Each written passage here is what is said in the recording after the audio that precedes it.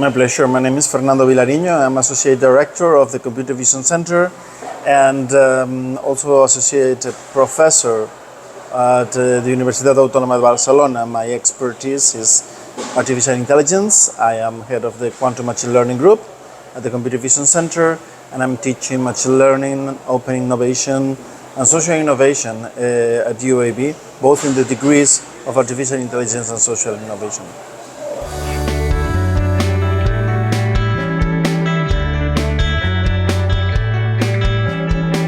Yes, okay.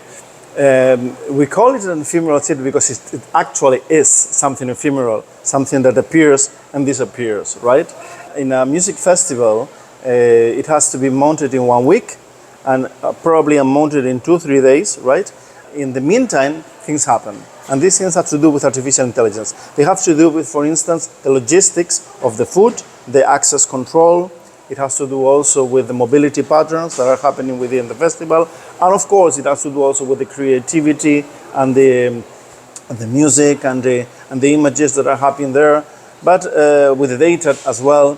So a lot of things are happening there that have to do with artificial intelligence. And this is something that is like a small city, like Barcelona, but a very small scale, right? And that can be in some way correlated with the processes that are happening in a smart city as well.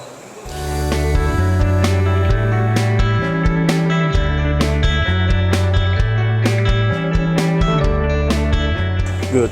The festival is an example of a real life setting, a place in the urban space in which people are already there.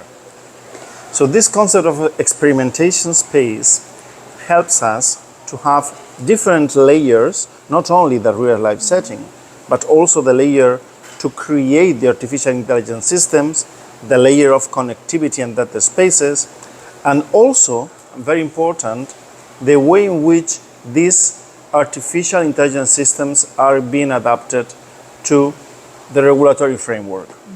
To the regulatory framework and also to the values and principles that are underlying this regulatory framework. For instance, in Europe, we are having the new European AI Act, which is a great regulatory framework.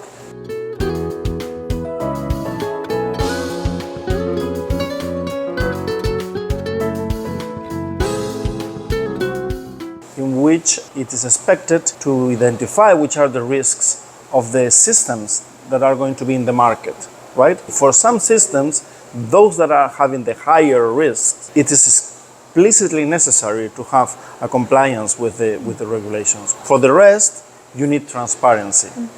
But it is very difficult to do this self-assessment in a proper way, and it is impossible for the lay citizen to understand what are the implications.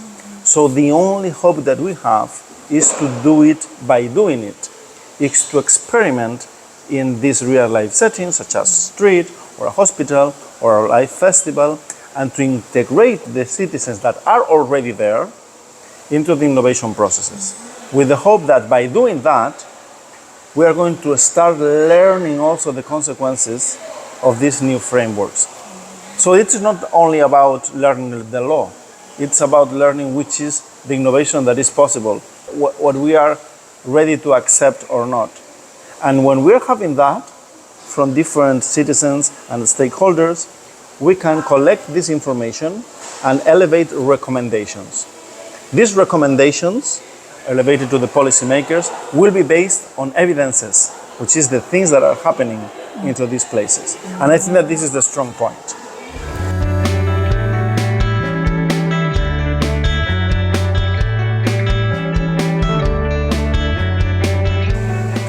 Well, in this city, I think that we will have is spaces in which we know that things are happening explicitly. We know things are happening. We know that our identity is being processed in some way, that our data is being processed in our way, that while we are interacting with an autonomous car, there are some things that we know that are happening, and eventually we are trying how to do it in a better way. But this way of trying it is very explicit for all the stakeholders, for the citizens, for the companies, and also for the policymakers. And by the end of the day, some things will go wrong. But we know that they are going wrong because the only way of finding out is by trying it, is by testing before the big investment. And many things will go okay, but we will only be sure if we test it and validate it. So in some way, the cities could be a safer place because we can have an explicit approach to innovation and evidences which inform the policies.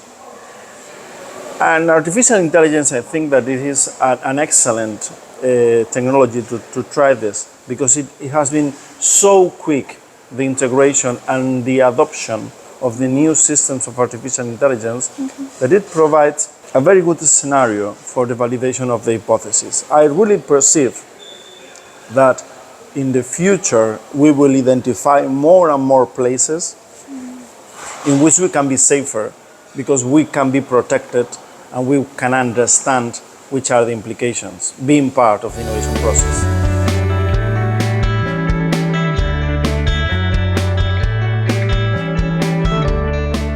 Thank you. 감사합니다.